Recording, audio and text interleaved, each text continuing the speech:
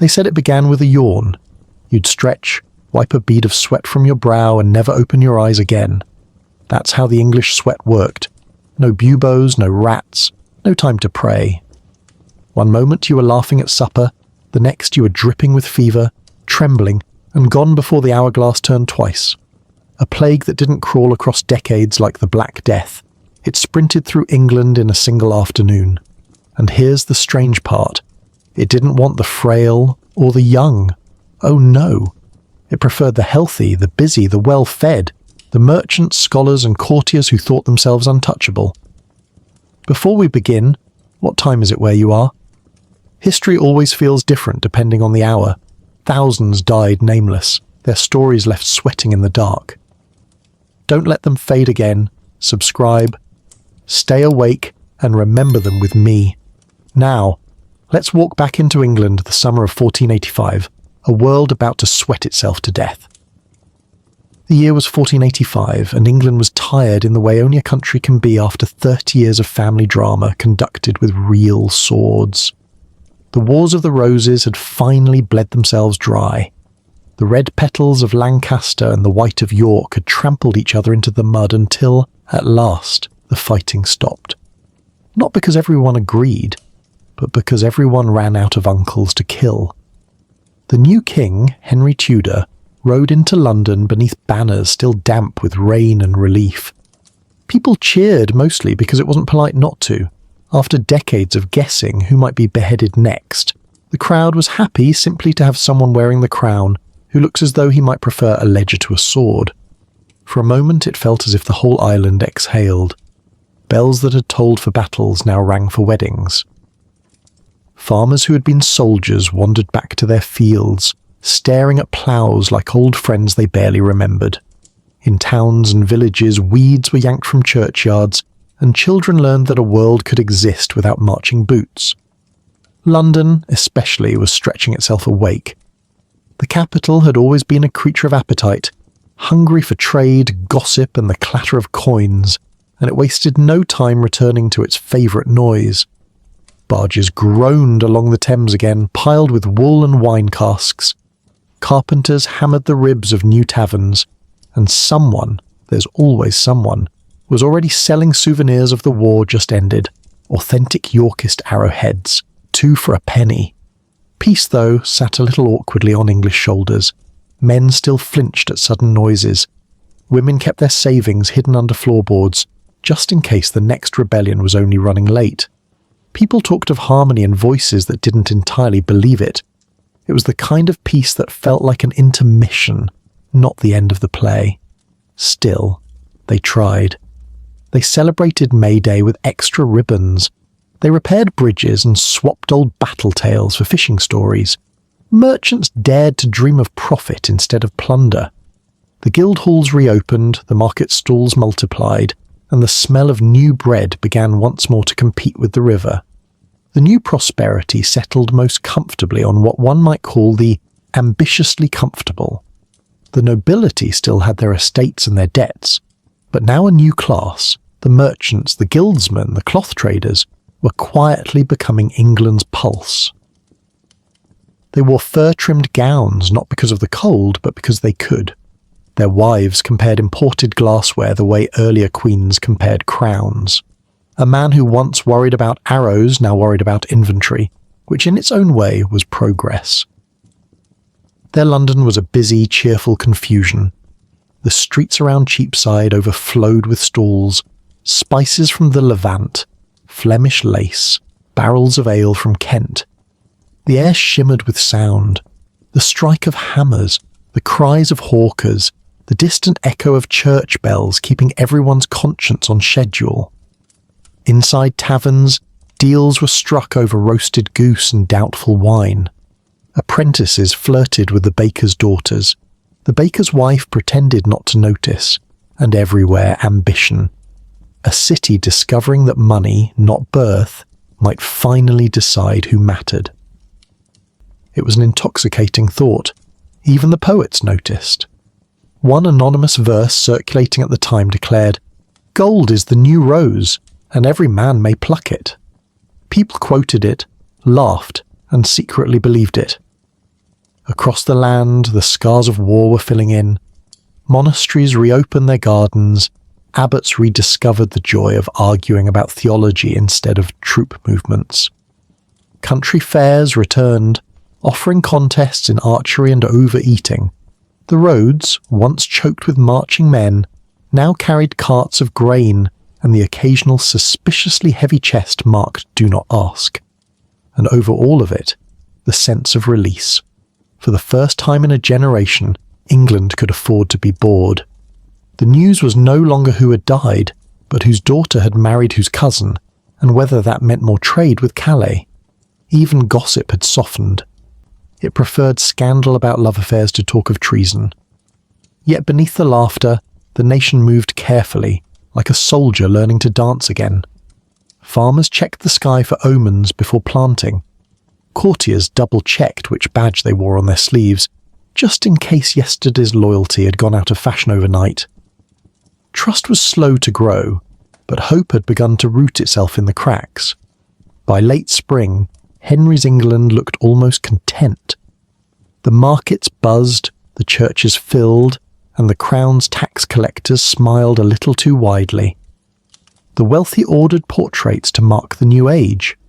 These were the faces that would soon decorate history. The merchants, the aldermen, the bright young men of trade, well-fed, well-dressed, and very certain that God loved them best. It was, in short, a lovely piece, modestly prosperous, faintly smug, and entirely convinced of its own permanence. England at last was living rather than merely surviving. But peace has a scent all its own.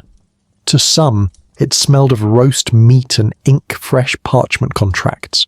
To others, of ale and new wool. And if anyone noticed, drifting faintly beneath those comforting smells, something sharper, something sour, they told themselves it was only the river.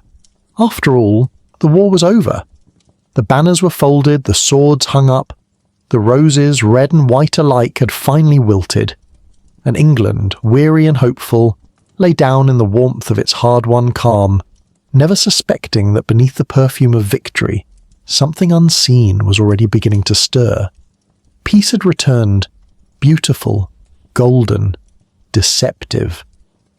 And if you'd stood in those bustling streets and taken one long, contented breath, you might have noticed it already.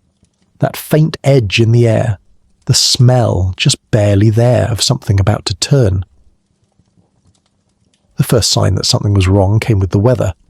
England was used to surprises from the sky, hail in May, frost in June, the occasional miracle of sunshine that lasted almost an entire afternoon. But the summer of 1485 was something else entirely. It didn't arrive like a season. It descended like a punishment. By June, the air in London had gone thick and listless. Even the Thames seemed to sigh under the weight of it.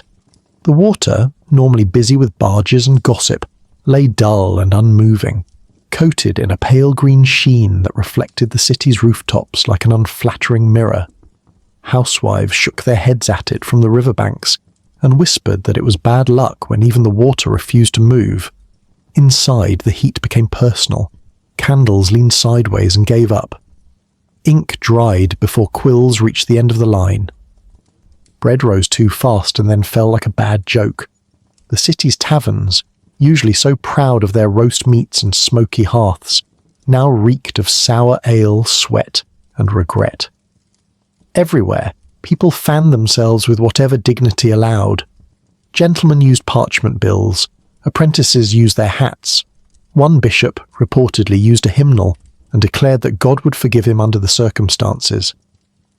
At night, families lay awake, sheets damp, hair plastered to their faces, listening to the slow, sticky breathing of a city that had forgotten how to cool down.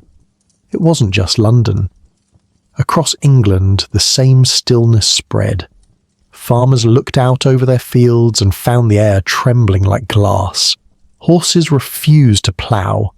Even the crows gave up arguing and sulked in trees, their wings half open, as if waiting for the world to blink. In the city, though, heat took on a personality. It wasn't just weather anymore. It had moods.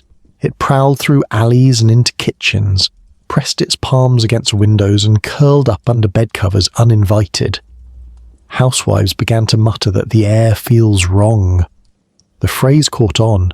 It spread through markets faster than fleas ever could. The apothecaries sold out of rosewater, lavender and mint. They said it helped refresh the spirit, though most customers just wanted something that smelled less like humanity. Perfume sellers made small fortunes. Every lady of the means carried a pomander, those little silver balls filled with herbs and cloves, dangling from a ribbon at her waist like a charm against invisible enemies. When that didn't work, they blamed the butchers, the fishmongers, the foreigners, or whoever happened to be standing nearest. Still, no one truly panicked. England had learned through long practice to take disaster with a kind of stoic shrug. What was a little heat compared to 30 years of war? Besides, it gave people something new to talk about. In taverns, men joked that the king must have left the gates of hell open a crack. One wag claimed he'd seen the devil himself buying vinegar to cool his horns. But jokes work best when they end. This summer didn't. The heat deepened until it became a sound, an almost audible hum that hung in the air. The city slowed to match it. Dogs stopped barking, markets thinned. The very cobblestones seemed to exhale warmth. Visitors described London as a pot set to boil but forgotten. And then came the smell. Not the familiar rot of the Thames or the usual perfume of humanity, but something new, something metallic, faintly sour, like pennies and damp wool left too long in a corner. Housewives scrubbed floors, burned herbs, scolded servants. It didn't help. The smell wasn't in the house. It was the house. Among the soldiers returning from Bosworth, it began almost unnoticed. They came home triumphant, proud to have fought under Henry Tudor's banner. They were the lucky ones, after all, the survivors. They marched into London under a cheering sun, still wearing their leather jerkins and half-polished armour. But victory is a sweaty business, and the city's heat did them no favours. At first, people blamed exhaustion. The men had fought hard, marched far, eaten poorly.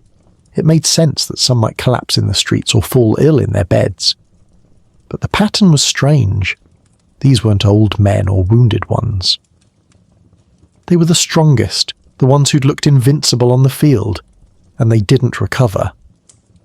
The first soldier to die was said to have been laughing with a tavern girl when he suddenly went pale, clutched his chest, and asked if anyone else felt the room swimming.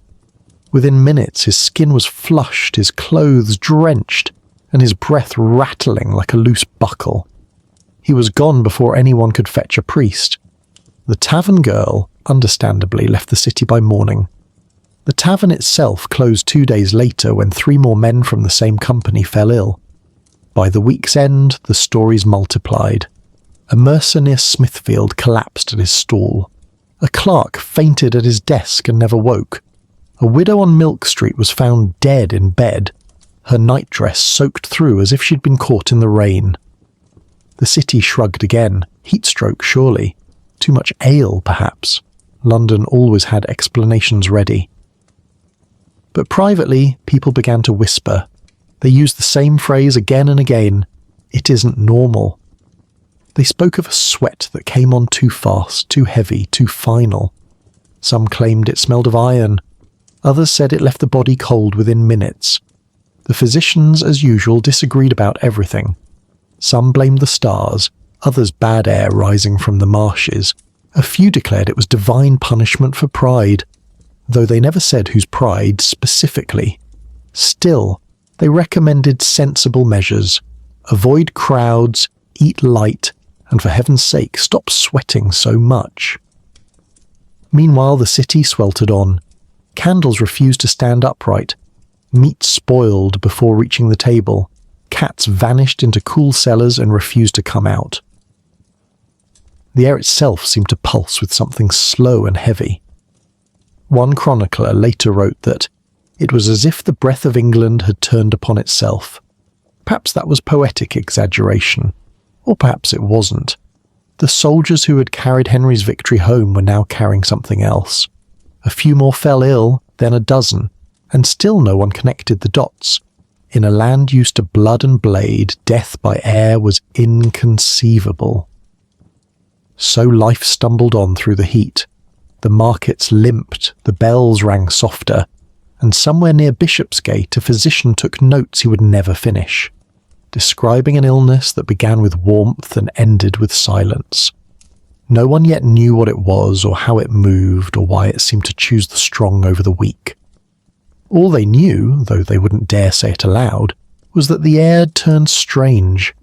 The laughter in the taverns faded first, then the singing in the streets. Then, one by one, the city's doors began to close. If London had a heartbeat, it lived somewhere between the sound of coin on counter and scissors on cloth, and in that steady rhythm, near the tangle of lanes behind Cheapside, worked a young man named Thomas Little, tailor's apprentice, occasional flirt, and full-time believer that the world existed mainly to be impressed by him.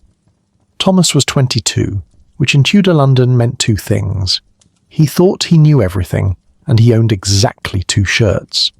He lived above the shop of Master Arkwright, a cloth merchant whose temper was as sharp as his needles, and whose idea of good ventilation was leaving the door cracked during Lent.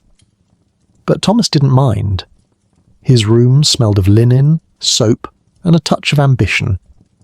Each morning, before the bells of St. Mary le Bow had finished scolding the city awake, Thomas was already measuring sleeves for clients who could afford better manners. He had a charming way of leaning forward while holding a measuring tape, just enough to make a lady blush, but never enough to get slapped by her husband. His fingers, roughened by years of work, moved through bolts of velvet and damask like a musician tuning an instrument. Life, as far as Thomas was concerned, was finally worth living. The wars were done, trade was flowing, and Londoners had rediscovered their favourite pastime, showing off. Every man of standing wanted longer coats, stiffer collars, and embroidery so elaborate it could distract from a guilty conscience. A fine doublet was more than clothing. It was a public statement. I have survived, and I look magnificent. Thomas adored it. He loved the chatter of the market women, the gossip from clients, the perfume of the merchants' daughters who came only to choose thread colours, but somehow stayed long enough to learn his name. He could talk for hours about sleeve cuts, or the way imported Italian satin shimmered differently depending on the light. Some said he had the makings of a great tailor. Others said he had the makings of a scandal. Both were probably right. By midday, the shop hummed like a beehive. Apprentices hurried between customers, calling out prices. Somewhere, an argument over unpaid orders escalated into poetry about honour. Thomas, of course, thrived on it. To him, the noise of the city was the sound of opportunity. He even kept a little mirror by the counter, not out of vanity, he told himself, but to check for chalk dust, and perhaps to make sure his hair hadn't staged a rebellion. Above all, he loved his city. The view from his window at dusk was enough to make a man believe in London's greatness. The rooftops glowing copper in the fading light, the distant toll of church bells mingling with laughter from taverns, the scent of roasted meat and wet cobblestone drifting together in the air. It was life, full and pulsing and loud. But the city was changing, so subtly that a man like Thomas, busy with ribbons and measurements, might not notice. The air in the workroom had grown heavier these past few days. The candles sagged even before they were lit, and the windows, no matter how wide he opened them, seemed to breathe back warmth instead of letting it out. The apprentices complained that the cloth stuck to their hands. Master Arkwright, true to form, blamed it on laziness and sin. Then came the flies. They appeared as if summoned. Persistent little black specks that buzzed between bolts of fabric, getting tangled in lace. Even the flies want finery now, Thomas joked, swatting one away. He wiped his brow and left a damp streak across his temple. That afternoon, as he was fitting a merchant's wife for a new gown, Thomas felt the first flicker of something strange. Not pain exactly, more like a heat blooming under the skin, the way wine warms the chest. He laughed it off, of course. The lady thought it charming. too much excitement, Master Littell?" she teased. "Only from the colour of this silk," he replied, though his voice sounded a little too loud in his own ears. He bent to take her hem, but the room seemed to sway slightly as though the world had forgotten its balance. When she left, promising to send her husband for payment, a promise that history suggests she never kept, Thomas leaned against the counter and exhaled. His shirt clung to him. The air in the shop felt thick, almost visible, like steam without heat. He poured himself a cup of ale, but it tasted sour, as if it too had grown tired. The apprentices noticed. "You're flushed, Thomas," one said. He waved it off with his usual grin. "I'm only competing with the fabric," he joked. "We're both too bright for the room." By late afternoon he was slower with his scissors. The threads seemed to blur, his fingers heavy. Master Arkwright scolded him twice for uneven stitches before finally sending him upstairs to rest.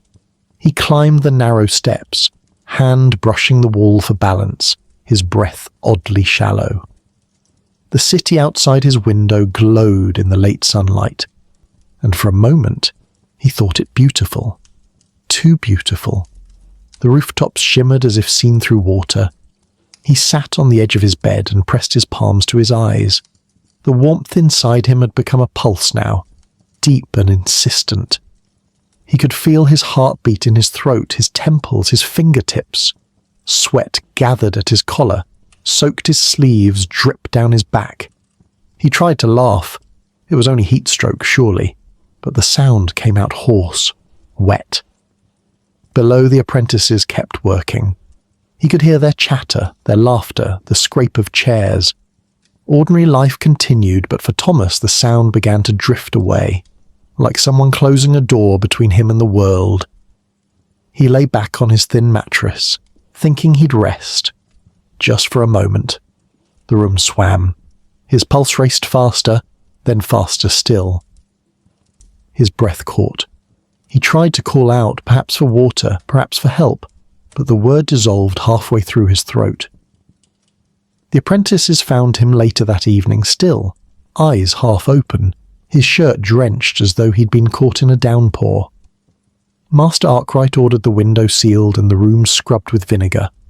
Then he crossed himself, muttered something about bad air, and went back to work. There were orders to fill, after all. The merchant's wife never collected her gown. The apprentices never quite managed to sell it either. It hung in the corner of the shop for weeks, a beautiful thing no one dared touch. The colour, they said, looked wrong in the light, too vivid, almost feverish.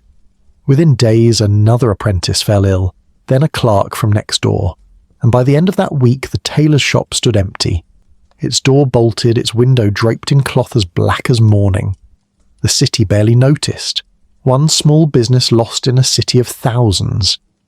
But somewhere in the narrow lanes of Cheapside, people began to whisper about the sweat, the strange, deadly heat that struck without warning and left its victims soaked and silent. And for all his pride and his charm, Thomas Little became the first of many who would learn that London's wealth, its beauty, its laughter, and even its finest cloth, none of it could keep death from measuring you for your final fitting.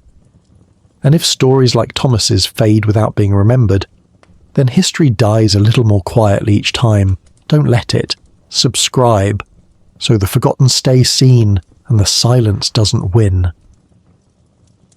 Henry Tudor had been king for barely a month when he began to suspect that the air itself was plotting against him. He'd already fought off one usurper, outlived his exile, and won a crown that half of England still wasn't sure he deserved. But this invisible enemy, was something else entirely. At first he handled it like any sensible monarch would. He ignored it. Kings, after all, weren't meant to sweat. But when one of his chamber servants collapsed at the foot of the royal bed, eyes open and body slick with fever, even Henry's stubborn practicality began to tremble. By all accounts, the new king was not a man prone to panic. He'd spent years eating exile for breakfast in Brittany and sleeping with one eye open beside men who'd happily sell him for a title. But you can't stab the air. You can't outmarch it. You can't sign a treaty with something that lives in your lungs. When the news reached him that more of his men, the very soldiers who had carried him to victory at Bosworth, were dying back in London, Henry did what any reasonable ruler would do in his place. He sealed himself inside. The royal apartments, already heavy with tapestries and paranoia, became a fortress of vinegar and superstition. Every window was shuttered tight, every keyhole stuffed with cloth soaked in wine and herbs. Servants were ordered to burn rosemary and juniper in the corridors until the palace smelled like a very expensive kitchen fire. Henry himself took to wearing gloves indoors, claiming it was to preserve royal cleanliness, though everyone knew it was to keep his own hands from touching anything mortal. Food was tested, water boiled, letters fumigated before reading. It was said the king wouldn't even accept a coin unless it had been washed first. The courtiers, of course, followed his example, out of loyalty or fear, or simply because royalty had always been the best excuse for ridiculous fashion. Men strutted about Hampton Court in layers of perfumed linen and vinegar-soaked scarves, looking like frightened laundry. The Queen's ladies dabbed themselves with mixtures of myrrh and angelica until the royal chambers smelled like a monastery caught fire in a spice market. And still, people kept dying. Henry watched the lists of the dead grow longer each morning. Aldermen, guildmasters, minor nobles, the very people who had toasted his victory only weeks before. It was as if the crown itself had called down a curse on its supporters. The irony was exquisite, if a little cruel. The English sweat didn't seem to care for the poor, the sick, or the very young. It went straight for the healthy, the ambitious, the well-fed. The courtiers who strutted so confidently in silks were dropping faster than their servants. For a ruler who had built his entire claim to power on surviving when no one else could, the symbolism was hard to ignore. Henry had won his throne by luck and patience, and now he sat surrounded by men dying of both. He began to distrust the very air in his own presence chambers. One chronicler, whose name is lost, possibly because he had the bad luck to breathe too close to the king, wrote that His Grace spoke little, walked less, and looked upon all things as if they might bite. He wasn't wrong. Meals were now taken in silence, each dish brought in by gloved servants and inspected by the royal physician before the king dared lift a spoon. The great banquets of victory had vanished overnight. Instead, dinner for the monarch of England resembled something between a religious ritual and a hostage negotiation. Even the royal bedchamber changed. The king ordered fresh linens 3 times a day and had them smoked with vinegar before use. His attendants, if they dared enter at all, were required to bow from the doorway, deliver their reports in whispers, and leave before the king exhaled. Outside the palace walls, Londoners told stories of the king hiding from his own breath, pacing behind locked doors, terrified that the next inhale might be his last. It wasn't entirely fair, but it wasn't entirely false either. The truth is, Henry had every reason to be afraid. This was not a man who'd inherited his crown by birthright. He'd clawed it out of history's back pocket. Every enemy he'd ever defeated had done him the courtesy of being visible. The sweat was different. It crept through cracks and courtyards, through gold and rags alike. No assassin could match that efficiency. To his credit, Henry did try to help. He sent out physicians with orders to observe, record, and recommend. What they observed was terror. What they recorded was confusion. What they recommended was prayer. Not particularly useful, but comforting on parchment.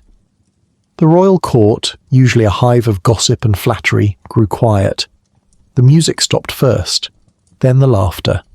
Courtiers took to speaking in low voices, avoiding eye contact as though conversation itself might spread infection. The palace began to resemble a painting, motionless, elegant, and suffocating. The few brave enough to stay near the king began inventing new forms of politeness to keep their distance. Gentlemen bowed from increasingly farther away. Ladies curtsied with a reach that could rival modern fencing. One visiting diplomat, uncertain of protocol, reportedly greeted Henry by blowing him a kiss from across the hall. It was not repeated. Outside, the people whispered that the king had brought the plague with him from the battlefield, that Bosworth's blood had followed him home. Others said it was God's punishment for pride or witchcraft or French cheese.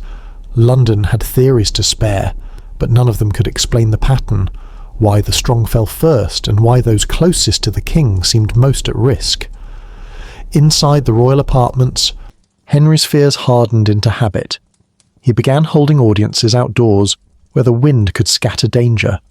He commissioned new tapestries depicting St. Michael defeating serpents and demons, helpful reminders that someone somewhere might still be in charge of evil. He also started sleeping less. It was said the king would wake several times each night, demanding the windows be checked, the herbs refreshed, the candles relit.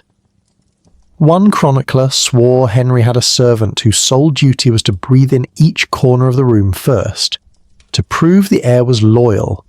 Superstition perhaps, but understandable. England's new monarch had spent half his life learning that safety was an illusion.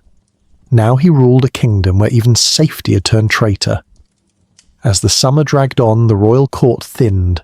Some fled to country estates, others simply vanished, leaving behind gloves and unfinished letters. The sweat was no respecter of rank or etiquette. The same hands that once held power now trembled, slick with fever, before dropping still.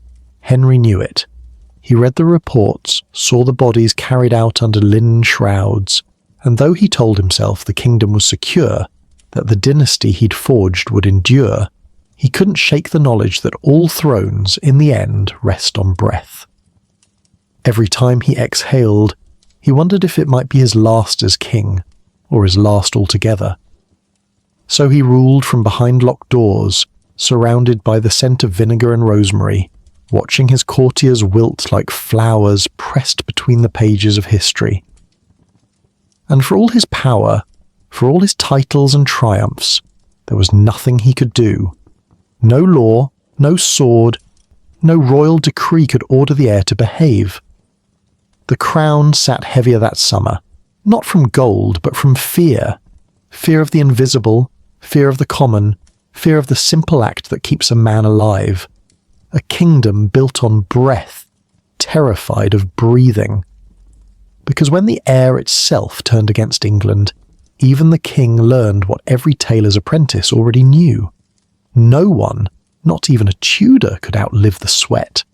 The crown sat heavier when the air itself betrayed it.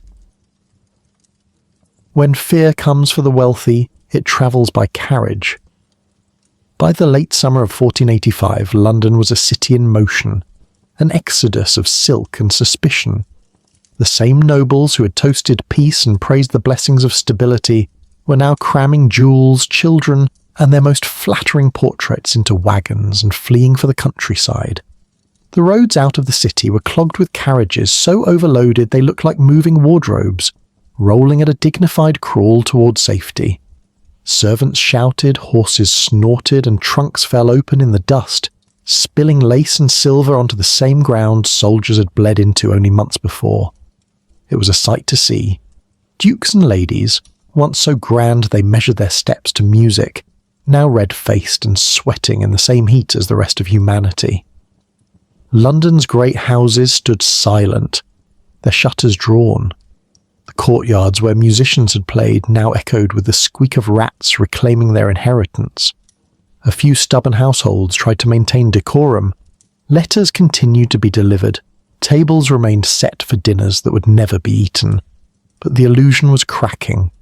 For every noble fleeing the city, another stayed behind, convinced that the right blend of prayer, perfume, and denial could make him immune. There was logic to it of a sort. After all, hadn't God always preferred the well-dressed? And so, the capital's upper crust divided itself neatly in two, those who ran and those who hid behind expensive curtains. Both groups believed they were cleverer than the air itself. At the inns along the city's edge, chaos had its own class system. Courtiers disguised as merchants haggled for rooms they would once have sneered at, mumbling false names and pressing gold into reluctant palms. You could tell them by the smell, too much lavender, too little humility. They wore cloaks over velvet doublets and called each other master, in voices that cracked under the weight of pretense. Some of these exiles took the game too seriously. One baron, pretending to be a cloth trader, tried to haggle down a room by complaining that business is slow. The innkeeper, unimpressed, replied that business was excellent, mostly in funerals, and charged him double. Meanwhile, the truly poor, those without the luxury of escape, watched the great evacuation from their doorways with something between pity and amusement. For once, it wasn't their neighbourhood being blamed for disease. No one was ordering the slums to burn their bedding or fumigate their souls. The sweat didn't care for them. It preferred richer company. As one chronicler later put it, the common sort looked on in wonder, seeing death fly upon the wings of wealth. For once poverty had its advantages. The priests, of course, were caught in the middle. There was no instruction in the scriptures for how to deliver last rites to someone too contagious to approach. Many refused altogether.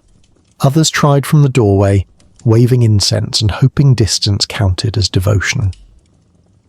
There are even stories of priests leaning through windows to shout absolution, which, one must admit, is efficient if not exactly comforting. In the great mansions, fear turned polite. Servants locked their masters into rooms for their own good, slipping bread and wine through the door as though feeding caged royalty. Some ran away entirely, leaving their employers to tend to themselves, something many nobles discovered they were spectacularly unqualified to do. The upper classes had always been fond of hierarchy, but the sweat levelled everyone faster than any revolution could. You could be a duke one morning and a memory by vespers. Titles didn't stop fevers, and fine linens only made for more dramatic deathbeds. And yet, because humans are strange creatures, not everyone surrendered to despair. Some decided that if they were going to die, they might as well do it fabulously. In the richer districts, farewell feasts became the fashion of the week. Long tables groaned under roasted meats and sugared fruits. Musicians were paid in advance, wisely, and guests arrived in silk so bright they made the candles jealous. The motto seemed to be, if death must come, let him at least find us well lit. They toasted each other's courage, or folly, it was hard to tell which, and laughed until they coughed. Some danced until their legs gave out. One lady, famously dramatic, declared between sips of wine that she would rather expire in silk than survive in sackcloth. She got her wish within the week. There was a strange grace to it, this gilded panic. London's elite collapsed not with dignity, but with style. They turned the end of the world into a social event. Invitations were whispered like confessions. A supper at Sir Geoffrey's, one last time before the air turns again. By dawn, most of the guests would be gone, some to the countryside, some to eternity. The servants scrubbed the floors, muttering prayers between sighs. The same silver goblets that had clinked in laughter the night before now sat abandoned beside half-eaten pears, the wine inside curdled by the morning heat, and still the city's poorer districts remained strangely untouched. Children played in the alleys, shoemakers hammered away, and fishmongers cursed the smell of their own trade without realizing how lucky they were to be breathing at all. For them, the sweat was a rumour told in disbelief, a disease that targeted only the well-fed. It sounded like justice with a fever, but the truth was more terrifying than fair. The sweat was not divine revenge. It was randomness made personal. The wealthy didn't die because they were guilty. They died because they were everywhere the disease wanted to be, crowded, perfumed, indoors and confident. The roads stayed choked with carriages for weeks, stretching from the city gates to the countryside like veins of fear. Those who reached their country estates sent letters back to London filled with optimism. The air here is fresh, they wrote. The servants are well. God spares us yet. Most of those letters were found unopened, delivered too late to houses already sealed in mourning. In the city, Silence began to fill the gaps where laughter had been. The grand homes stood like mausoleums, their doors barred, their fountains dry. Even the pigeons seemed to have lost interest. But in a few corners of London, life went on with a kind of defiant absurdity. Bakers still needed dough. A handful of taverns stayed open for those brave, or foolish, enough to drink together. And in one small theatre, a troupe of actors performed to an audience of 3, declaring, "The show must go on," which is precisely what you say before it can't. The sweat had revealed an uncomfortable truth. No plague had ever been so selective. The poor, who had always suffered first, now watched safely from the sidelines as the wealthy melted away in their perfumed rooms. It was perhaps the first time in English history that envy briefly took a holiday. And so the city waited, half empty, half alive, caught between prayer and panic. A kingdom that had only just begun to learn how to live was now discovering in exquisite detail how the other half dies. The great houses would stand silent for months, their windows shuttered, their silver polished but unused.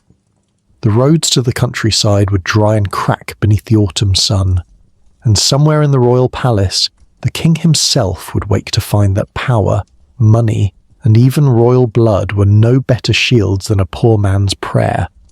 Because the sweat had made one thing very clear. When death learns to choose its company, even elegance can look like madness. No plague had ever been so selective. The poor watched safely as the rich melted away. If panic was London's heartbeat that summer, medicine was its nervous twitch. As the sweat claimed more lives, the city's learned men, the physicians, the scholars, the professional guessers of God's intent, rose heroically to the occasion by arguing with each other. It was a golden age of certainty among men who were certain of entirely different things. In one corner, the humoralists, those loyal disciples of Hippocrates, declared that the disease came from within. The body's 4 humours, blood, phlegm, black bile and yellow bile, had fallen into a tragic domestic dispute. The cure, naturally, was balance. Bleed the patient, purge the stomach, and hope the humours shook hands afterward. In another corner stood the believers in miasma, the bad air theory. They insisted the disease drifted on invisible vapours, rising from the Thames, from rotting meat, from foreigners, or possibly from France. Their remedy was smoke. Smoke everything. Burn herbs, tar, sulphur, old shoes if necessary. If you could choke on it, it might save you. And then, of course, came the theologians, who needed no microscope to see the obvious truth. This was divine punishment. For what exactly was open to interpretation? Pride, greed, overly short doublets. One bishop suggested the sweating sickness was God's way of reminding England that humility was not just for peasants. No matter the theory, each physician believed his was correct, right up until he wasn't.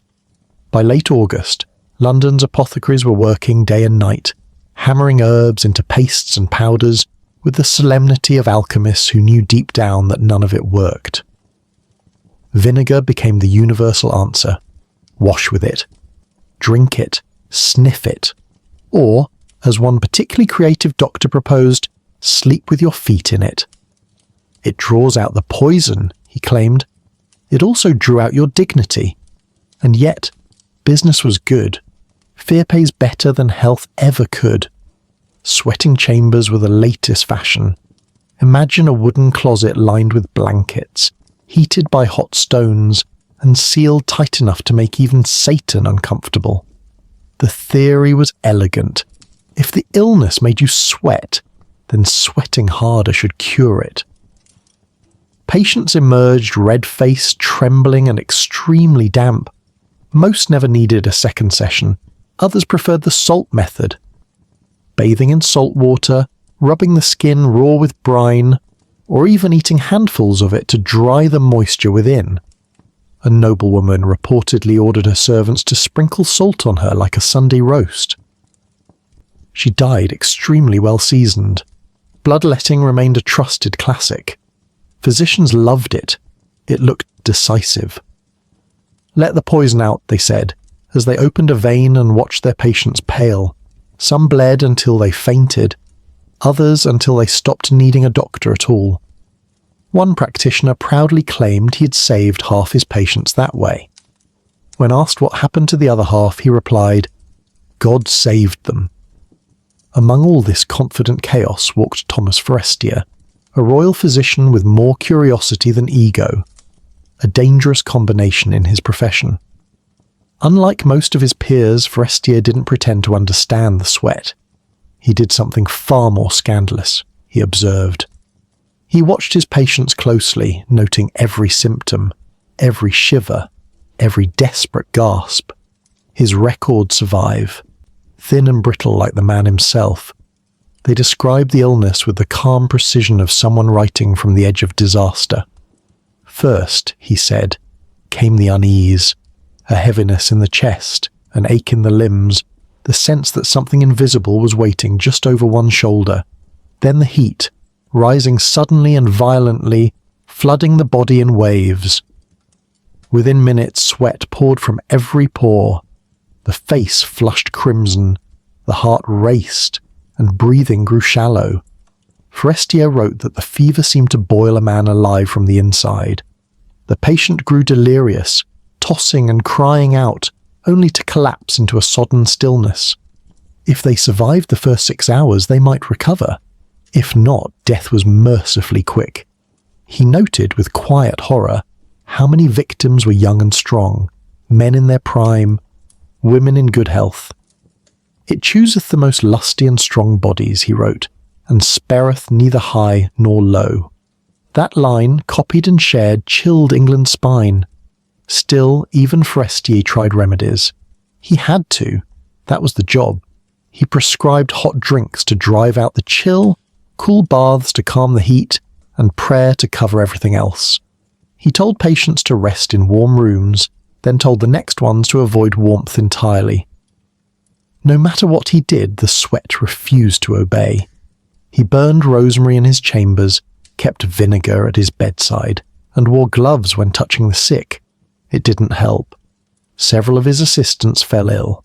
His notes grew shakier after that, sentences cut short, ink blotted as though by trembling hands. In one entry, written days before he disappeared from the record, Forestier confessed, "I have no cure, only a witness." It reads less like medicine and more like an apology. Elsewhere in the city, other doctors performed their own experiments. One insisted on locking patients in sealed rooms filled with hot coals. "To bake out the disease," he explained. It worked splendidly, if your definition of success was ensuring the patient didn't live long enough to die of the sweat. Another physician recommended laughter as the best medicine, arguing that cheerful hearts could not host illness. He himself died mid-joke, proving either his commitment or his timing. And then there were the charlatans, the miracle sellers who thrive wherever fear leaves a gap. They peddled talismans and tinctures with names like the Sovereign Cordial and the Breath of Saint Sebastian. A few even offered sweatless cures for those rich enough to buy hope by the bottle. Their customers rarely complained. The dead are notoriously bad at demanding refunds. Still, for all the absurdity, one cannot help but feel a kind of admiration.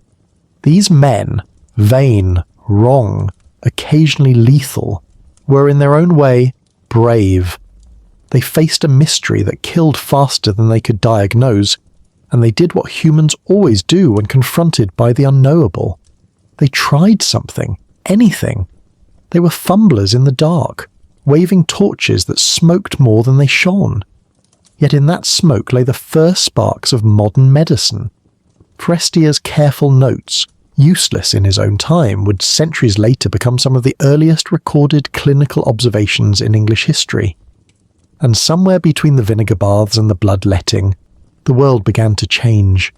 Science had been born not in triumph but in failure, in the quiet realization that guessing wasn't enough. Still, on those stifling nights in 1485, none of that mattered.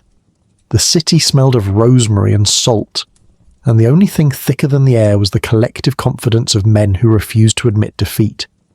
They called themselves physicians. History would call them witnesses.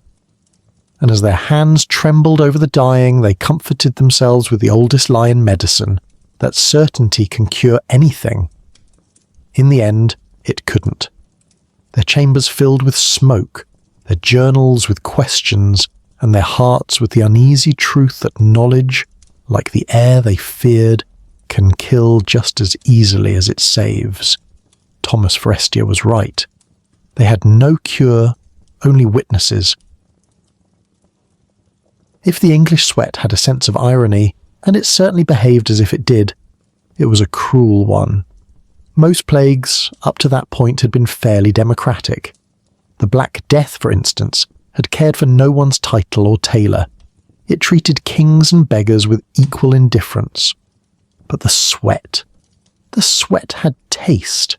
It was selective, almost fastidious. It moved through England's ranks like a social climber with a guest list, skipping the poor, the weak and the very young, and going straight for the rich, the lively and the well-fed. It was the first epidemic that seemed to know what kind of shoes its victims wore.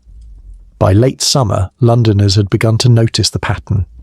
The children of butchers and washerwomen played in the alleys unharmed, while their employers' sons collapsed at dinner tables still set with silver. The widows of Blackfriars counted coins brought home by healthy servants whose masters now lay in linen shrouds. One apothecary's apprentice, having survived 3 masters in as many weeks, remarked dryly, "It kills the men who pay and spares the ones who sweep." The records confirm it. The young, the old and the poor were mostly left alone. It was the middle of society's ladder, the merchants, the scholars, the courtiers, who vanished. The people who worked hardest to prove themselves indispensable suddenly weren't. No one could explain it. Physicians, still choking on rosemary smoke from their experiments, suggested that those of strong constitution simply had more vigour for the disease to devour. Theologians, never ones to waste a tragedy, declared it divine selection. God, they said, was purging vanity, not weakness. In taverns, the theory took a different shape. If sin's the cause, someone muttered, then London's just the appetizer. It was the kind of observation that earned a man either applause or arrest, depending on who overheard. To the poor, the sweat looked suspiciously like justice. For generations, they had been the plague's favourite victims. The idea that death had finally learned manners, skipping the hovels in favour of mansions, seemed almost courteous. In the alehouses, men toasted to His Majesty King Henry and the good sense of disease. It was gallows humour, but in London that was practically optimism. Of course, the poor weren't entirely safe. They still worked in the houses where the wealthy died. But even so, survival came with its own unsettling guilt. "We are spared," wrote one washerwoman, "but the streets are quiet now. No one calls for linen. No one calls for anything." In the wealthier wards, grief took on a peculiar tone. The survivors struggled to believe they'd been chosen by chance. Surely there had to be meaning, some divine logic hidden beneath the chaos. Otherwise, the entire social order was just a fever dream.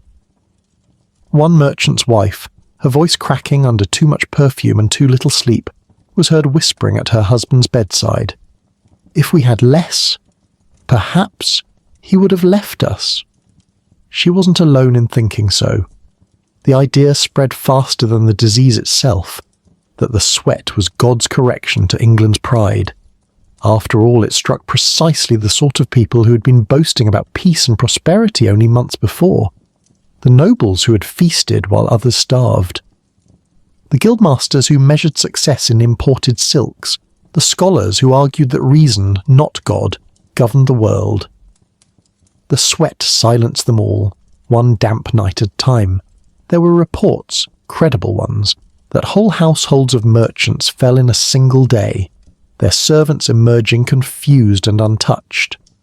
In Oxford, entire dormitories of students died within hours, while their tutors, older and frailer, survived to write about it.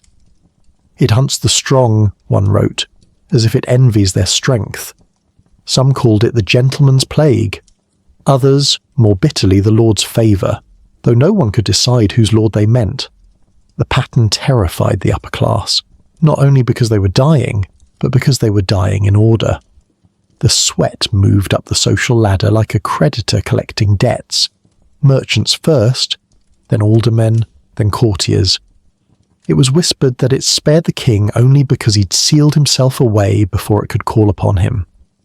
By now, sermons filled with desperate logic echoed through London's half-empty churches. Priests, pale and sleepless, thundered about sin and repentance while casting nervous glances toward open windows.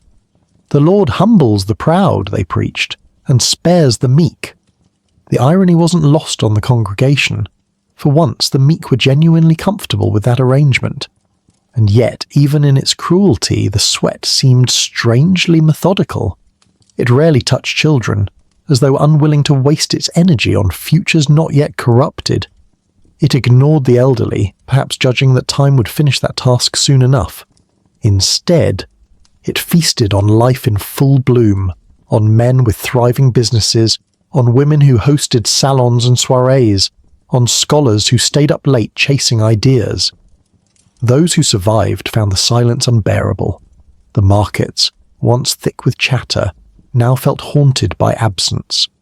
A merchant's widow might stand at her husband's stall staring at bolts of untouched cloth, her hands folded neatly in her apron. The air around her smelled faintly of vinegar and resignation. It was not only London that noticed this cruel pattern. In towns like Bristol and Norwich, the same selective mercy unfolded. Parish records showed gaps where only the wealthiest names were missing. The gentry, one clerk noted dryly, are greatly diminished in number. The poor remain plentiful, as ever. It's possible that the poor survived because they lived rougher lives, their bodies already accustomed to hunger, bad air and disappointment. Or perhaps it was simple logistics. The rich stayed indoors, sealed in with their perfume death. The poor lived half their lives outside, where the wind still had the decency to move. But try telling that to the widows of Cornhill or the guildmasters' sons buried before their prime. They needed meaning, and meaning demanded hierarchy. It was easier to believe that God was trimming the roses than to admit he'd let the garden catch fire. Forestier, the physician, had written that the sweat toucheth not the poor labourer nor the child nor the old, but chiefly the lusty and strong. That single sentence became scripture for a terrified age. It turned the disease into a sermon, and everyone found a way to make it about themselves. The poor thanked God for sparing them. The rich begged forgiveness. The scholars tried to explain the pattern with air and temperament, and Henry VII, locked in his perfumed fortress, took it as proof that even death respected a closed door. Still, there was something eerie about the silence that followed each death. No riot, no burning, no rebellion, just the quiet withdrawal of the powerful, leaving the city strangely levelled. One pamphlet, circulated anonymously, summed it up neatly. The proud are become humble, the humble remain poor, and the Lord is entertained by both. And so, while London prayed, worked, and tried not to breathe too deeply, the sweat continued its selective feast. It moved invisibly through the merchant halls, past the university courtyards, through silk sheets and feathered pillows, leaving behind only the faint smell of linen and fear. The city's hierarchy, so carefully constructed, so dearly defended, had been undone not by war, not by rebellion, but by a fever with expensive taste. It was mercy of a sort, yes, but a strange, terrible kind. The sort of mercy that kills the proud and spares the meek, and leaves the survivors wondering whether it was mercy at all. If we had less, the merchant's wife whispered, perhaps he would have left us. And if stories like hers fade into silence, then history learns nothing from its own mercy. Don't let it be forgotten. Subscribe, and keep the past breathing a little longer. Winter, that old English cure-all, finally arrived, and with it, something like relief. The wind that once carried sickness now bit through wool and skin instead, and the city, still half catatonic from fear, welcomed the cold as if it were an angel. By November, the sweat had receded. The air turned sharp and clean, as though London itself had drawn a long, trembling breath after months of holding it in. The frost crawled up the sides of stone buildings, settling like white lace on rooftops, and for the first time in months people stepped outside without whispering a prayer first. The streets were quiet, eerily so, but alive in their own way. Doors creaked open, shutters lifted, and cautious figures emerged, blinking at the pale sun like survivors of a siege. They moved slowly, unsure whether to trust the stillness. The disease had retreated before, only to return like an uninvited guest who remembered where the wine was kept. Londoners spoke softly, even when no one was near. The city had learned to measure its words the way it once measured its dead. Everywhere there were signs of what had been lost. The markets reopened, but half the stalls stood empty, their owners gone to whatever heaven accountants and bakers are promised. In Cheapside, a fishmonger stood behind his counter, arranging his wares in neat, lonely rows, muttering the names of neighbours who'd never reopened theirs. The smell of smoked herring and vinegar hung in the air like incense for the departed. Church bells tolled so often that they seemed less like a summons to prayer and more like a heartbeat, a slow, solemn rhythm marking the city's pulse. The clergy, exhausted and hoarse, began staggering their duties. Even God, it seemed, required a schedule. And yet, beneath the grief, something resembling peace began to take root. There's a strange comfort in surviving what should have killed you. It makes ordinary life feel miraculous, even when it's small and shabby. Families gathered by their hearths, not daring to speak above a whisper. They spoke of those who'd gone, of friends and masters, of children and patrons. But their tone wasn't despair. It was careful reverence, as though saying the names too loudly might summon them back. "The world has gone quiet," one London widow wrote in her diary. "The silence feels like church. I do not wish to break it." It was a holy kind of quiet, the kind that comes when fear has worn itself out. Even the city's animals seemed to sense it. Horses stamped their hooves softly. Dogs lay close to fires, dreaming of better-smelling seasons. The rats, eternal optimists, had begun to return, though even they scurried more discreetly than usual. Those who had survived began to find strange rituals of gratitude.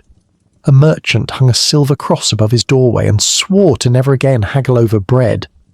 A washerwoman vowed to boil her water forever after, though no one explained to her why.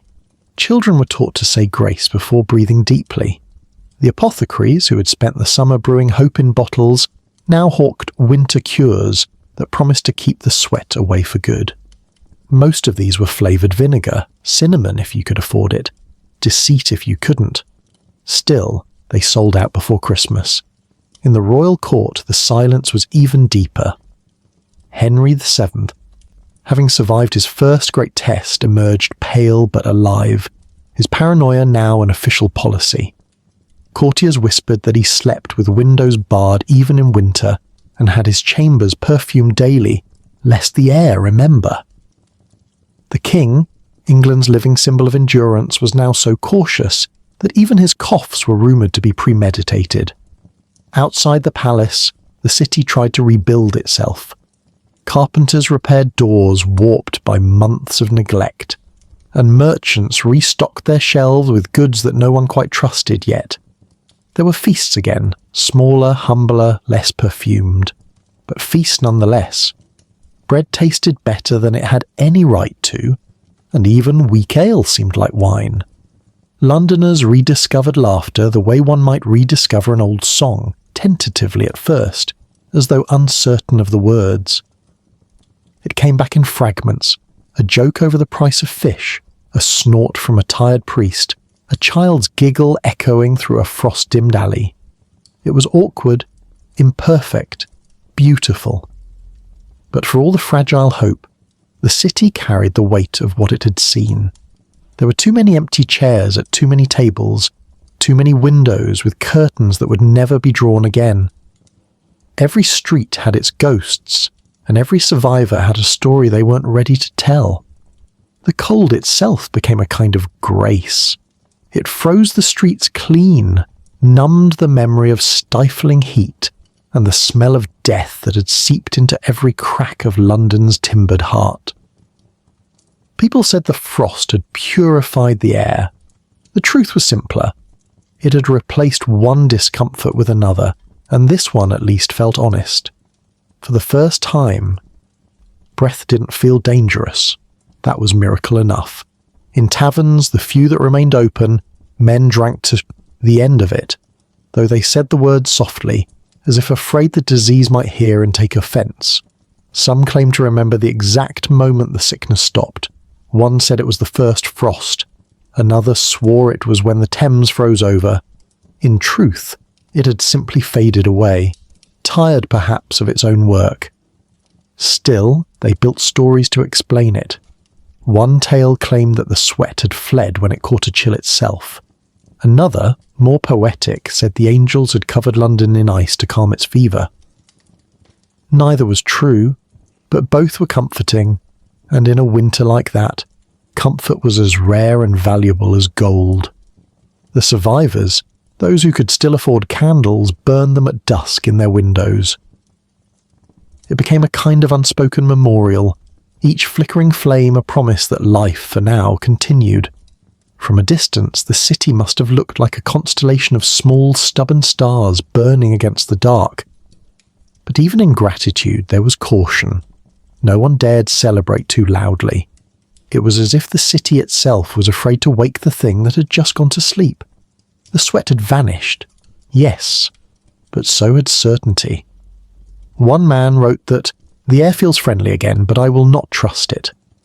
Another noted that his neighbours had begun greeting each other differently, no longer with hearty handshakes, but with cautious nods from across the street. London had learned that even politeness could be fatal, and so, through that long frozen winter, the city adjusted to its new rhythm, slow, careful, reverent. The bells still tolled, but less often now.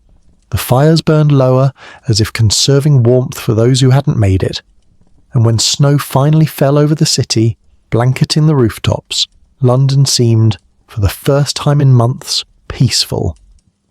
They called it a miracle, one chronicler wrote, but no one dared to breathe too deeply. It wasn't superstition. It was memory. The city had learned that peace, like air, can turn against you without warning. So they lived quietly, gratefully, and just a little afraid, because England, for the moment, was alive, and that was enough. England, having survived one brush with invisible death, did what England has always done best. It moved on. By 1508, nearly a full generation after the first great outbreak, the sweat had faded into the comfortable distance of other people's problems. The plague was a story now, softened by retelling, tucked neatly into sermons and gossip. It was spoken of with the same tone one uses for bad weather. Unpleasant, yes, but hardly personal. The city had rebuilt itself, repainted itself, and politely forgotten what fear had smelled like. Children born in the years after the sweat knew nothing of vinegar fumes or sealed shutters. They grew up in the hum of markets, in the rhythm of hammers and horse hooves, in a London that once again mistook busyness for safety. The old survivors, the ones who remembered, tried to warn them, quietly, over cups of weak ale or beside winter fires. But who listens to caution when the world feels warm again? It was a fine time to be alive, and even finer to be wealthy. The Tudor court glittered with self-confidence. Henry VII had turned paranoia into policy, and his son, young Prince Henry, broad-shouldered, golden-haired, athletic, was the living embodiment of England's second wind. The realm was flush with trade, art, and the intoxicating idea that the worst was over. And then, of course, came the summer. The weather that year was generous. Sun-drenched days, lazy evenings, fruit ripening too early, wine turning sharp in its casks. The air, though, carried that old, forgotten thickness. In the countryside, farmers began to murmur that the wind felt slow again, the way their fathers had once described. In Kent, a few labourers complained of sudden fevers that came and went like bad dreams. A week later, 2 of them didn't wake up at all. The local physicians called it a sweating ague. The priests called it penance for prosperity. The farmers, who had no time for philosophy, called it that cursed thing again. But London didn't hear, at least not at first. Distance has always been the best cure for concern. It wasn't until the sickness crept closer into Oxfordshire, into the houses of the gentry, that the rumours began to feel uncomfortably familiar. At Oxford itself, scholars studying by candlelight began to collapse mid-sentence, their parchments soaked with sweat before the ink had time to dry. One account describes a man struck down before the bell had ceased tolling for another. The students naturally blamed the air, then the beer, and finally the French. Back in London, no one wanted to believe it. Denial by then had become something of a national tradition. When the first reports arrived of sudden deaths among merchants in Kent, the capital scoffed. Country diseases, they said, from unwashed fields and bad cider. Londoners, after all, had survived worse, but the sweat, it seemed, had a long memory. By late August, the city's weather had grown eerily familiar. Heavy heat that hung low over the Thames, a stillness that made sound feel like blasphemy. The air again turned sour, and before anyone could find their old bottles of vinegar, the servants in noble houses began collapsing. It spread fast, just as before, though this time it seemed to move more deliberately, almost vengefully. The survivors of the first outbreak, now older, richer, and smugly grateful, were among the first to go. One widow, who had lived through 1485 as a girl, reportedly crossed herself upon hearing the news and whispered, "Ah, it remembers."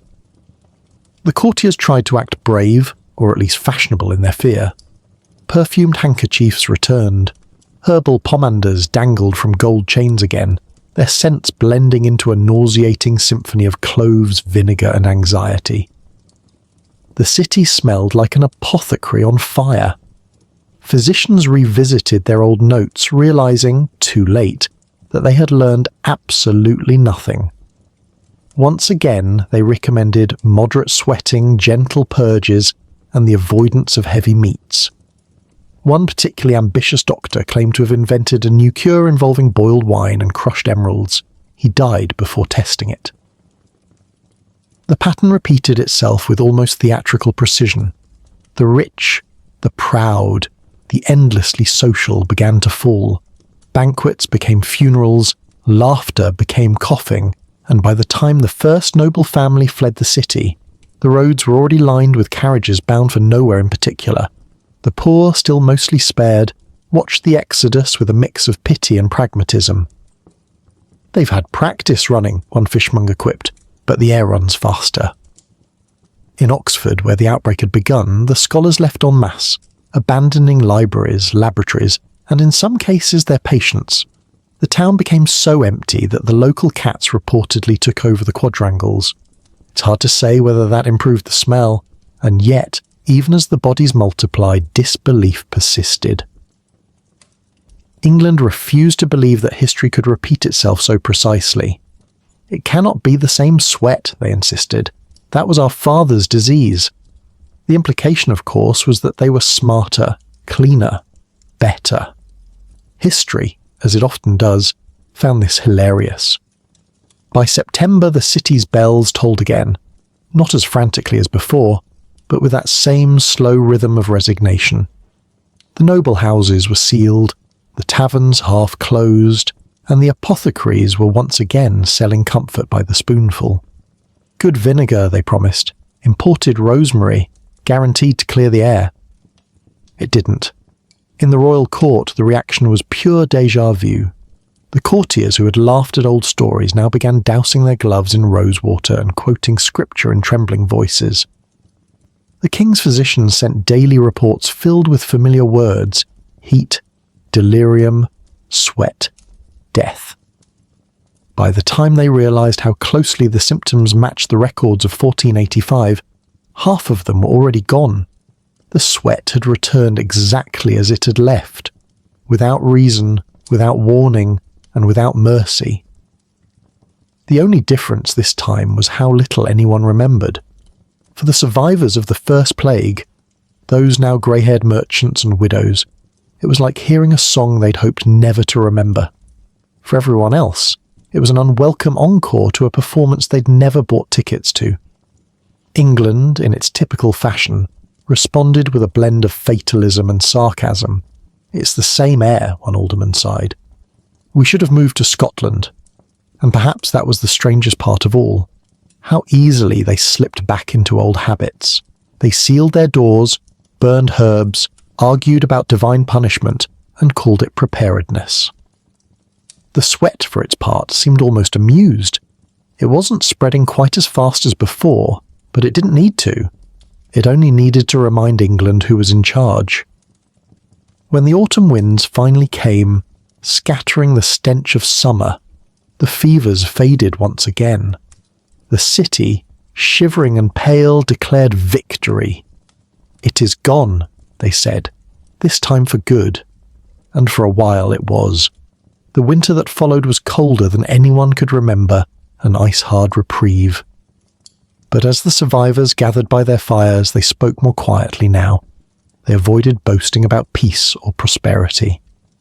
One scholar, writing by candlelight, put it simply: "History repeats itself for those who sleep too soundly."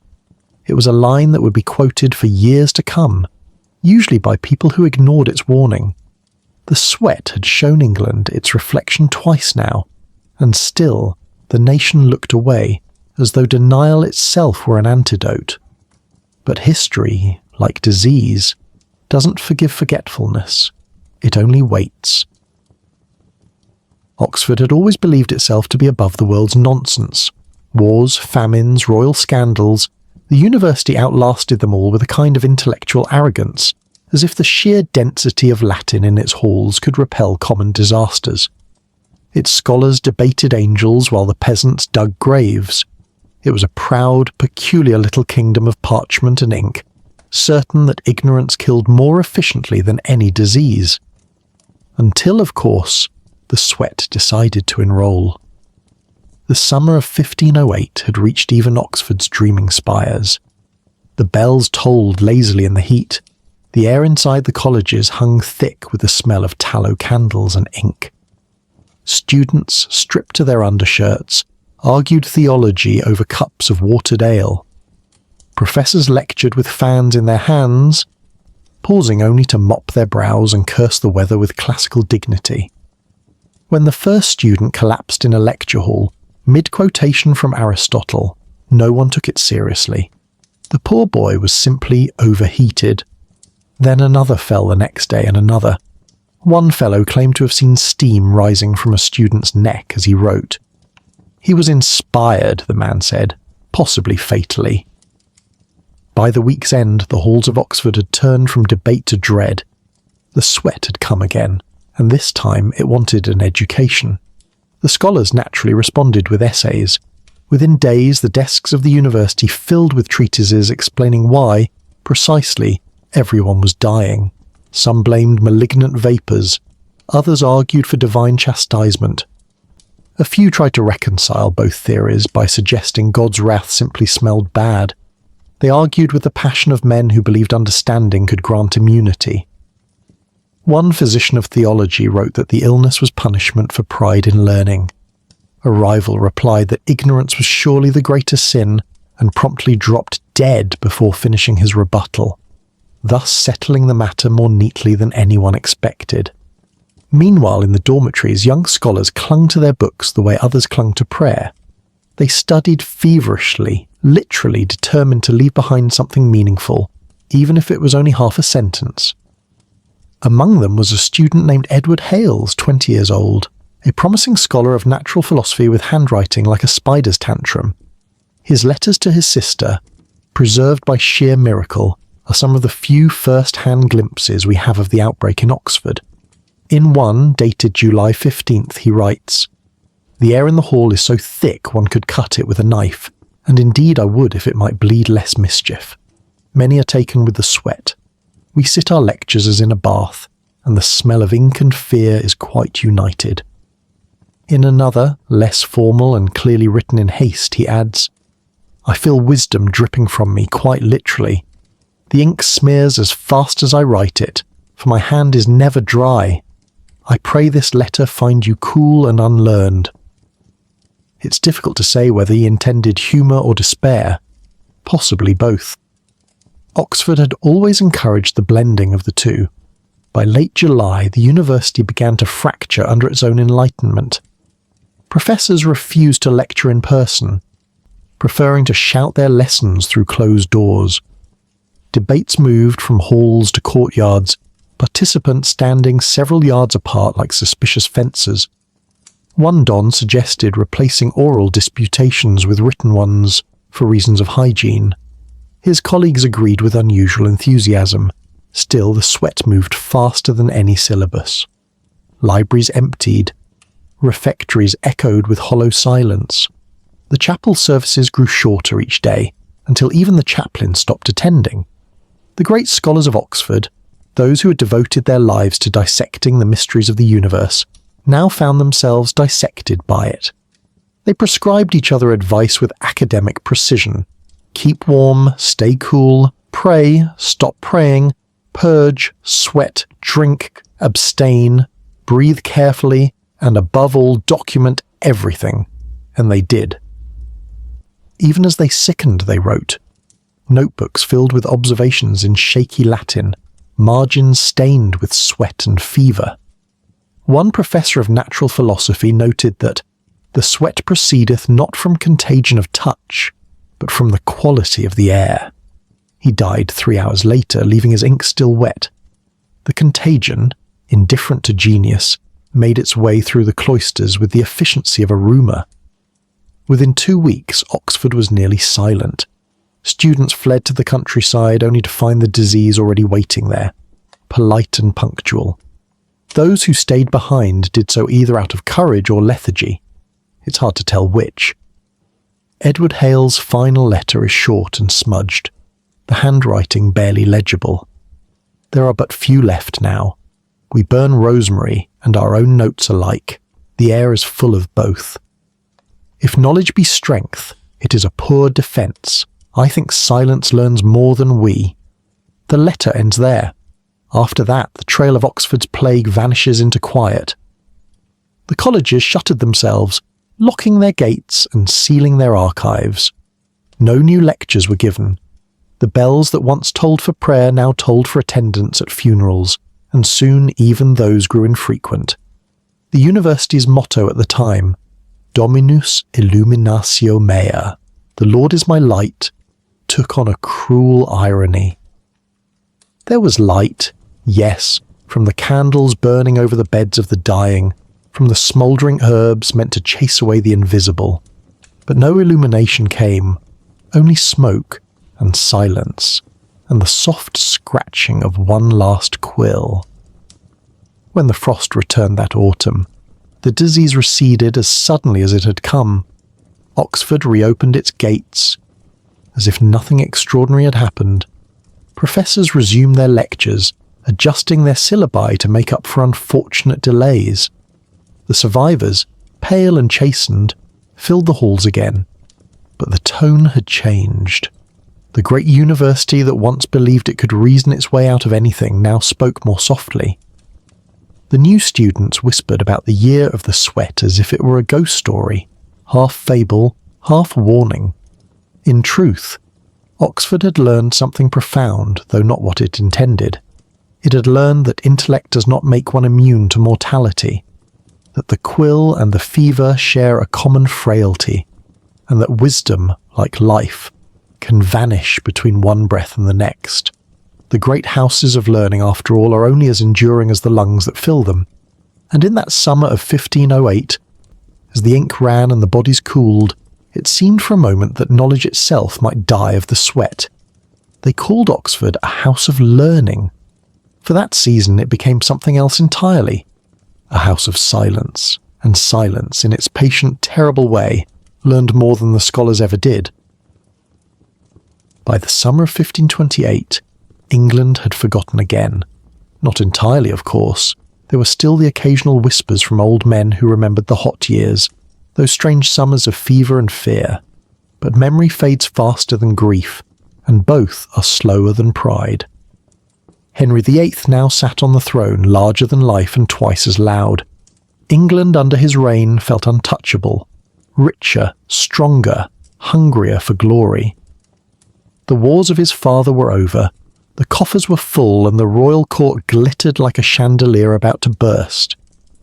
The king himself was a symbol of vitality, broad-shouldered, ruddy-faced, and convinced that God and good digestion favoured him uniquely. He played tennis, hunted deer, composed music, and wore gold like it was chainmail. England, it seemed, was sweating from prosperity alone. Then June came, and the sweat remembered England.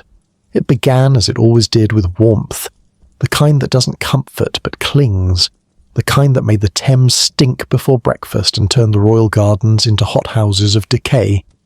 The air grew heavy again, sweet and foul all at once. "The summer smells wrong," a servant wrote in early July. "It smells like it remembers something." The first deaths were almost polite. Servants, apprentices, the occasional merchant. Nothing to disturb the rhythm of the court. But then the noble houses began to empty. In Cheapside, an alderman collapsed mid-sermon. In Westminster, a bishop fainted over his supper and never woke. The king's tailor died fitting a doublet. The royal court, that elegant hive of gossip and perfume, began to melt. Henry did not take it well. At first, he simply moved, palace to palace, convinced he could outpace the air. From Westminster to Hampton Court, from Hampton to Windsor, then to Surrey and beyond. Wherever he went, servants scrubbed the walls with vinegar and burned herbs by the handful. Courtiers followed him like a nervous parade, clutching pomanders and pretending not to notice that their numbers dwindled with each relocation. "His Majesty fleeth faster than the wind," one courtier wrote, "and yet the wind keepeth pace."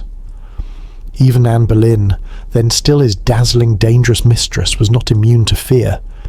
In her letters she alternated between longing and dread. "My good lord, though my heart be with you, my body would sooner perish than breathe that foul air. I beg you stay where it is clean. This disease hath a will of its own." The king, ever the romantic, fled anyway, to wherever clean might be. But there was no clean air left. The sweat had made the entire island its hunting ground. In London, it came like a tide, sudden, unstoppable, and leaving nothing untouched. Within weeks, thousands were dead. The city that had once prided itself on its noise now sounded like a churchyard. Bells tolled until the clappers cracked. Streets were lined with shuttered homes, their doors marked with chalk crosses. The few taverns that dared to open sold more vinegar than ale. Priests refused to perform funerals, there simply wasn't time. "We bury not," one wrote, "but heap." The disease struck fast and without mercy. Men who breakfasted heartily were corpses by supper. Women collapsed at market stalls, still clutching their purses. Strong, ruddy-faced men, the kind Henry liked to surround himself with, sweated themselves into silence within hours. The symptoms were brutally familiar. Sudden dizziness, pounding pulse, burning heat, sweat pouring like rain. Victims gasped for air that would not comfort them, drenched and trembling, their hearts galloping toward exhaustion. Then, as suddenly as it began, it stopped. The body went still. The silence that followed was as loud as a scream. Those who lived long enough to describe it called it a burning sleep. The irony of it all wasn't lost on anyone. The plague that once struck under Henry VII's cautious rule now returned under his son's swaggering confidence. and it made a mockery of both styles of leadership. The cautious had hidden, the bold had fled, both were equally dead. By August, the court was unrecognisable. Ambassadors wrote home in horror. One Venetian noted that none dare approach the king, who is much afeared and rideth with only a few about him.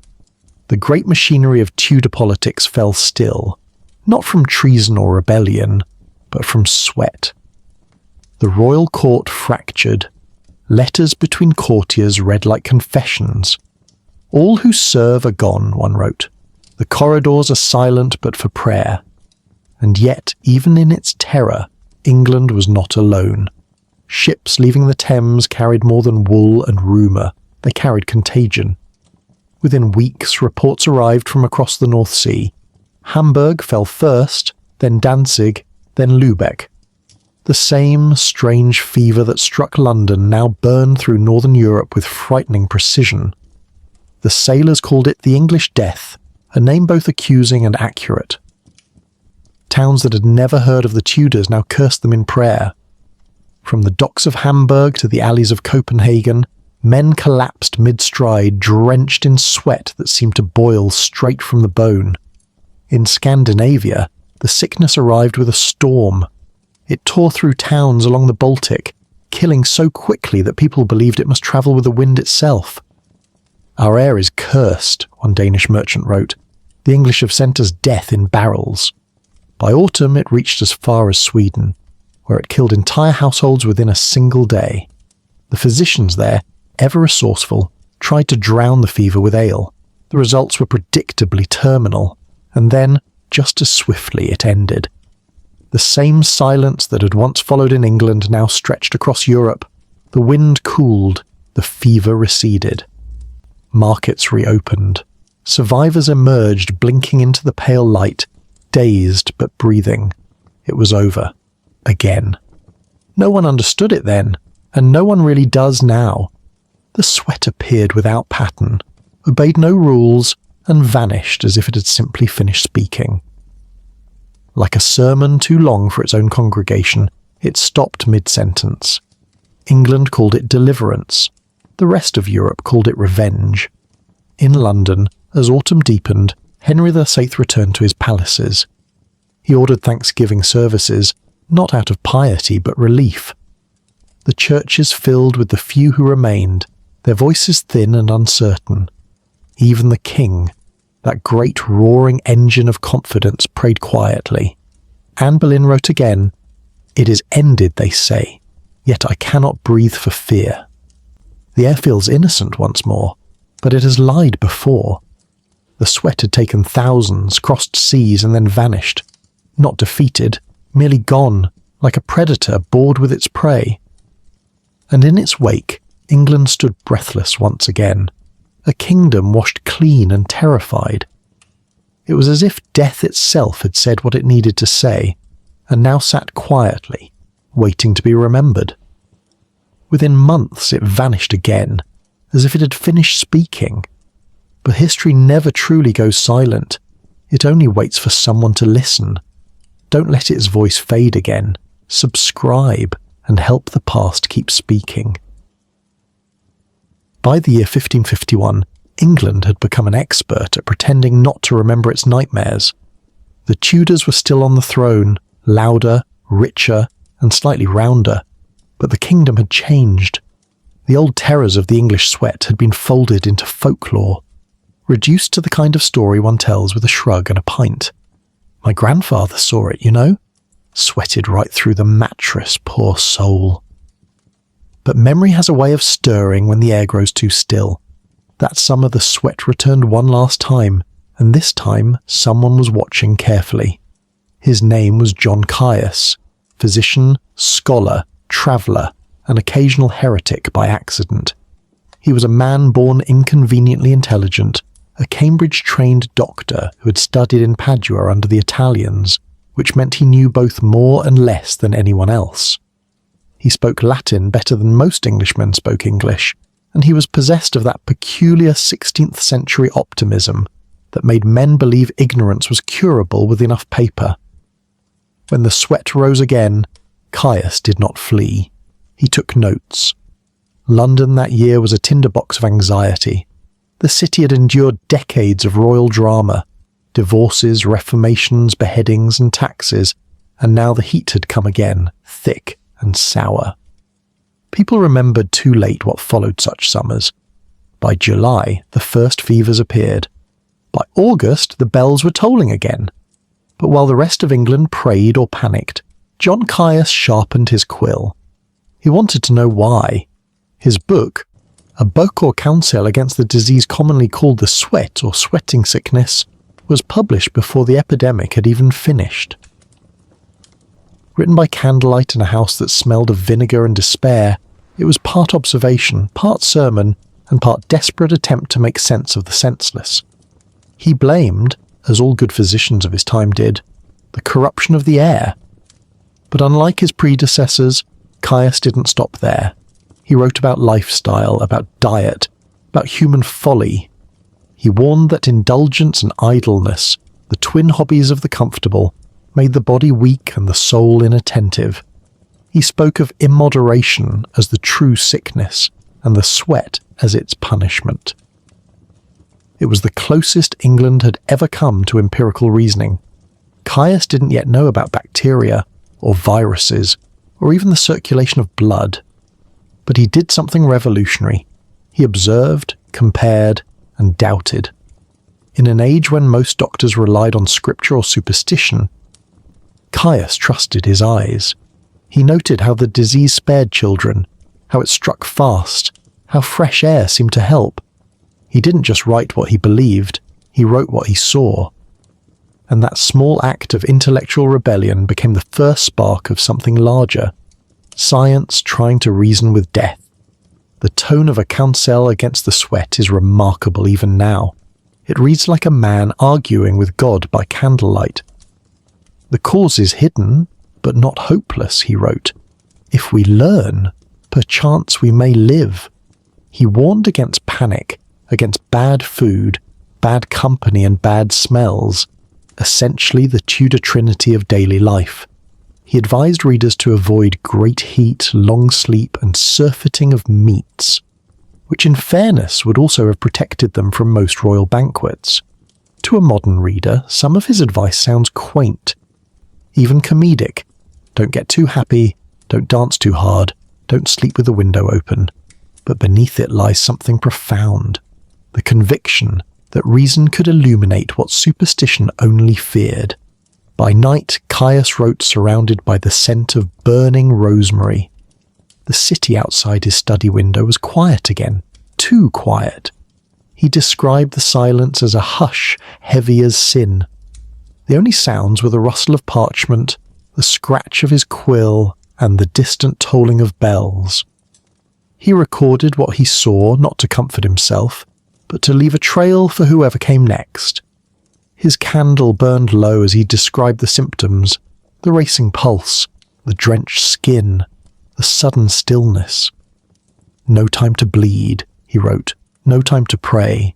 The sweat comes, and the soul goeth out with it. There's a moment in his text where you can almost feel him hesitate, the human breaking through the scholar. He writes, I have lost many, and know not why.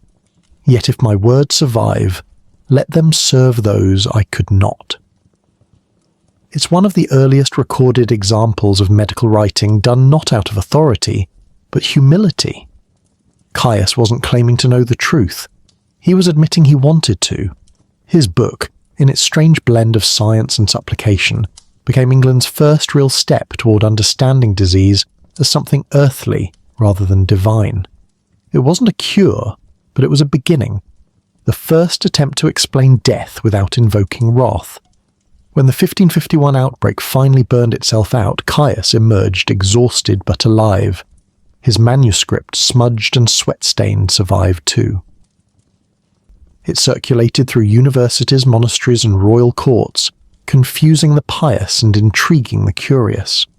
Some dismissed it as arrogance, man seeking to know God's secrets. Others saw it for what it was, courage disguised as curiosity.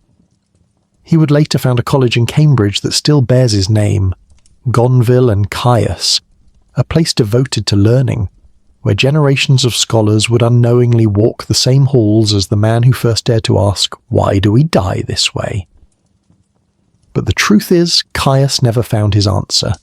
The sweat vanished once more, leaving behind no explanation, no pattern, no mercy. It disappeared as completely as if it had never been.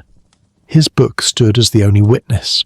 Still, his words echo through time, not as triumph, but as testament. In them, we hear the birth of modern medicine, a man in the half-light surrounded by smoke and silence, trying to reason with the unknowable. He couldn't save them. He couldn't even save himself forever. But he wrote. He tried. And that, in the end, is all progress ever begins with. One human being, too curious to accept that the darkness gets the last word. Caius's counsel against the sweat was not a cure. It was a candle. And though it flickered for a brief and trembling moment, it burned against the long shadow of divine silence, reminding England, and perhaps all of us, that understanding is the only prayer that sometimes works. His words became England's earliest medical literature born of fear. The English sweat always had a flair for drama, and in 1551 it chose to leave history with an exit worthy of a tragedy. It didn't fade quietly this time. It returned with precision, as if revisiting old haunts for a final bow. The air grew heavy again, thick with that peculiar scent of heat and dread. The sky itself seemed to waver. And though Londoners told themselves it couldn't be the same sickness, surely not after all these years, the old fear began to stir in their bones. But this time, the story didn't start in the streets or the markets. It began in a palace. In Suffolk at Buckden, two noble brothers, Charles and Henry Brandon, the teenage sons of Henry VIII's sister Mary Tudor, fell ill within hours of each other. The boys were everything England wanted to believe in. Young, healthy, golden-haired, heirs to a promising name. They'd survived tutors, court politics and adolescence, no small feat in Tudor England, and now they were preparing for the easy privilege of adulthood. Until that July, when the air turned hot again. The brothers' mother, the Duchess of Suffolk, wrote that it began like a faint summer fever. The boys complained of heat and thirst, then dizziness. Their physicians, remembering Caius's advice, ordered cool air and light bedding. It made no difference. By nightfall, both were drenched in sweat, gasping for air that refused to help. The Duchess kept vigil beside them, holding one hand in each of hers, praying that at least one might live. But the sweat, always the dramatist, demanded symmetry. Charles died first. Just past midnight, still whispering his brother's name, Henry followed minutes later. Witnesses said their mother fainted across the beds as the bells tolled twice, in perfect unison for both sons. The sound rolled across the countryside low and hollow, like the heartbeat of a world that had finally tired of itself. The news spread quickly, and with it dread. If princes could die so swiftly, what chance had anyone else? Across England, panic flared like sparks in dry hay. Villages sealed their doors. Families fled into the hills. Apothecaries rediscovered their vinegar. But it was a strange, half-hearted fear this time. Tired, as if the country had run out of terror. People lit fires of rosemary and sage, burned their linens, and waited. The sweat obliged for a few weeks more. Clusters appeared in Cambridge, in Shrewsbury, in London once again. It struck in patterns that made no sense. A manor here, a parish there. It still hunted the strong and spared the frail, as if keeping to its own cruel code. But each outbreak was smaller, shorter, more subdued, as though the disease itself were losing interest. One chronicler wrote, "The plague groweth weary, as if it hath done its work." And in a way it had. The England that the sweat first attacked in 1485 was gone. The country had grown harder, sharper, more suspicious of miracles. Faith had been reformed, kings beheaded, and knowledge rewritten. Perhaps the sweat simply found the New England less hospitable, not for lack of victims, but for lack of belief. For centuries the disease had been interpreted as divine punishment, a moral reckoning that descended upon pride. But by 1551, even the clergy struggled to find the sermon in it. The people had stopped asking why and started asking how long. And then, as quietly as ever, it stopped. The last cases were reported in September: a merchant in Bristol, a boy in Kent, a laundress in Lincolnshire. Then nothing. No new fevers, no new deaths. The air cooled. The bells fell silent. And the sweat, England's most selective, mysterious and theatrical plague, was gone. No fanfare, no explanation, no farewell. It simply packed up and left, taking its secrets with it. It never returned. Not once. Not in plague years, not in wars, not even when filth and famine made England ripe for 1,000 other deaths. The sweat had vanished from the map of misery as completely as if it had never existed, and in its absence, it became myth. Physicians would later name, rename, and reinvent it, attempting to fit it into the growing vocabulary of science. Was it influenza? Was it hantavirus? Was it something carried by the Thames, or the rats, or the people themselves? Every generation of scholars tried to resurrect it on paper, as if afraid to admit that some horrors refused to repeat themselves. But the truth is simpler and stranger. The English sweat died the way it lived. Suddenly, inexplicably, and with unsettling precision. Some said it was mercy, others called it exhaustion. A few, more poetically inclined, said it died because fear itself had changed. Perhaps England, by 1551, had learned to be afraid of other things: reformation, invasion, the king's temper. There was only so much terror a people could spare, and the sweat, no longer believed in, found itself obsolete. The Duchess of Suffolk buried her sons side by side, their coffins lowered into the same vault. She never recovered from their deaths. Neither did England, though it pretended to. Their story became the final chapter in the plague's long, morbid biography, a reminder that even royalty couldn't outrun the invisible. In one letter, written months later, a clergyman reflected on the brothers' deaths with weary eloquence. God sendeth plagues, and when men cease to fear them, he taketh the plagues away, for terror unheeded is but loneliness. The idea lingered. It still does, because that, perhaps, is the most haunting part of the English sweat. Not how it killed, but how it stopped. It left no cure, no answer, no origin story. It just departed. Like a ghost that finally realised no one believed in ghosts anymore, and maybe that was its last mercy. England's obsession with purity, its fear of bad air, its obsession with divine punishment, all of it slowly faded. The physicians returned to their experiments, the preachers to their pulpits, the poets to their romances. Life resumed, smaller but steadier, and beneath that new normal, the sweat was buried. Not just in graves, but in memory. It had killed king's men and merchants alike, haunted generations, crossed seas, and written itself into the first pages of English science. Then, when it had nothing left to prove, it simply ceased. The bells that once tolled for terror now rang for marriages again, for coronations, for the ordinary rhythm of human life. But somewhere in that sound, faint and almost kind, was the echo of another note, the tolling that marked the end of England's strangest plague. And so the English sweat, mysterious, merciless, magnificent in its own terrible way, vanished from the world it had terrified for nearly 70 years. No one saw it leave. No one truly mourned. But every summer since, when the air grows still and the heat lingers too long, you can almost hear it again. An ancient breath stirring through history, reminding us what it once meant to fear the simple act of living. Some plagues die of loneliness, when no one left believes in them. The English sweat may have vanished, but the air never forgot. Even now, centuries later, we live in its quiet aftermath, breathing the same unseen world that once betrayed an empire. The plague that terrified kings, silenced cities and rewrote medicine left behind no bones to examine, no spores to trace, no virus in a vial.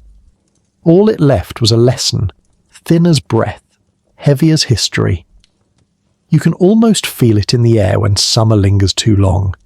That faint old unease, the way a room can feel crowded even when it's empty, the instinctive pause before a cough in a crowded place. We've named it 1,000 new things since then, science, sanitation, public health, but the truth beneath is older and quieter. We still fear the invisible, because the air remembers. It remembers London's trembling silence in 1485, when the first bodies fell. It remembers the tailor's apprentice wiping sweat from his brow, the king hiding from his own breath, the physicians burning rosemary and hope in equal measure. It remembers Anne Boleyn's careful handwriting, her plea for the king to stay away from her, and the Duchess of Suffolk fainting across the beds of her sons. The air has carried all of it, from then to now, every sigh, every prayer, every scream that never made it out of fevered lungs. It has no mercy, but it has memory. And yet, for all the terror it held, the sweat left behind something strangely humane, a reminder that power can crumble, that knowledge can fail, and that survival often depends on something far smaller, far quieter, patience. The Tudors learned that lesson the hard way. They built walls against death, and death simply drifted through the cracks. They locked themselves in, burned herbs, blamed the stars, and still the sweat found them. It always did.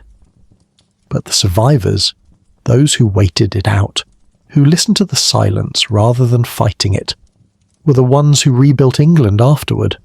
Not the kings, not the physicians, not the scholars, the washerwomen, the carpenters, the midwives, the ones who breathed carefully and kept going anyway.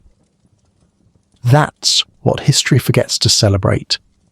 The quiet endurance between disasters. John Caius tried to turn fear into understanding.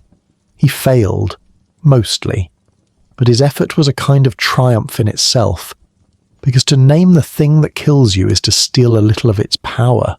He couldn't cure the sweat, but he gave it words, and words once spoken survive longer than fevers. In a way, we are his heirs, the descendants of those who learned to coexist with the unseen. We disinfect, we ventilate, we measure and monitor, but the impulse is the same. We breathe together, and we pretend that makes us safe. Every generation repeats the same story under new names: the Black Death, the Spanish flu, the pandemic that stopped the modern world. Each time, we are startled by the same revelation, that the air we share is both our connection and our undoing. The Tudors didn't know microbes, but they knew fear. They knew the helpless intimacy of shared breath, the knowledge that one man's exhale could become another's death sentence. And when the English sweat came, it forced an entire nation to look inward, to see that life itself is borrowed from something we cannot touch or command. In that sense, their world is not so distant from ours. They feared miasma, we fear particles. They burned rosemary, we buy air purifiers. They sealed their windows, we sanitize our hands. The methods differ, but the humility, the smallness before the unseen, remains the same. Because what frightened them most wasn't the dying, it was the not knowing. The idea that something invisible could choose who lived and who didn't, that no amount of rank, beauty, or certainty could tip the balance. And maybe that's the sweat's final whisper across time, that power is temporary, but fragility is universal. It humbles kings, exhausts scholars, and reminds the rest of us that endurance isn't measured by how loudly we resist, but by how quietly we adapt. In every breath we take, every sigh after an illness, every shiver at a summer's heat, there's a trace of that memory. The Tudors' fear still lingers in our instincts, passed down through the centuries like a genetic superstition. We live differently now, but the echo remains. The knowledge that safety is always temporary and that the world we build can crumble from the inside out. There's a kind of poetry in that, if you squint. We spend our lives trying to master what we can't even see. We invent medicines, theories, and systems, yet the most powerful force in history is still the simplest one, the invisible exchange between lungs. The air has watched us evolve, rebuild, and forget. It's patient. It knows we'll remember again eventually, when the next invisible thing reminds us who's really in charge. And when that happens, when fear returns in new names and shapes, the sweat will stir in history's attic, nodding knowingly. Because the story isn't about a plague, not really. It's about what happens to us when control disappears. It's about humility. The Tudors learned painfully that what power cannot master, patience can survive. That sometimes the only way through terror is stillness. The quiet acceptance that the world is bigger, older, and far less impressed with us than we like to believe. That's what lingers when the last fever breaks and the bells fall silent. Not relief, not triumph, humility. The kind that makes you step outside and breathe a little softer, a little slower, grateful for every invisible thing that still chooses to spare you. Because in the end, all of history comes down to breath. Who had it, who lost it, and who learned to share it wisely. So when the next summer grows too hot, when the air feels thick and strange again, remember this. The English sweat isn't gone, it's just resting. Every sigh, every fever, every night we fear the air. It's the sweat whispering again. And if you listen closely enough, you'll hear the oldest truth it ever taught, that life itself is borrowed air, and all we can do is breathe it kindly. You've walked through the heat of Tudor fear and lived to tell it. You've stood in the crowded streets of London where the air once felt thick enough to drown in. You've watched kings seal their doors, scholars write through fever, and mothers hold their breath beside beds gone cold. You've seen how fragile power can be, and how quietly survival begins again. And now, centuries later, you're still here, breathing, listening, remembering. It's strange, isn't it? How history's loudest tragedies end in silence, and how that silence still reaches us softer, but not gone. The sweat burned itself out 500 years ago, but the lesson it left behind never cooled. That safety is not a right, but a gift. One that must be tended, shared, and never taken for granted. The Tudors didn't have that luxury. Their safety depended on luck, on weather, on which way the wind happened to blow. Ours depends on memory, on not letting the past vanish between one breath and the next. So if you're still awake, thank you, truly.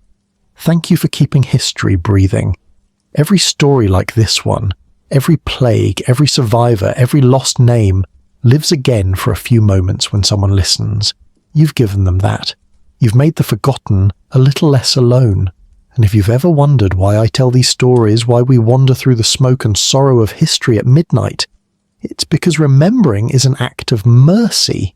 The people who came before us can't speak anymore, but you can keep them remembered.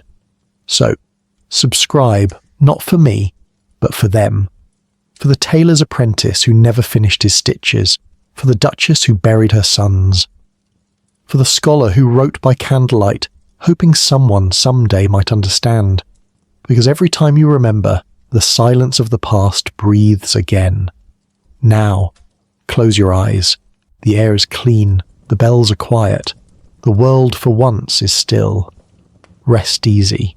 England sleeps again, and if you've made it this far, if you've stayed through the heat, the sorrow, and the quiet, know that you're part of what keeps this work alive.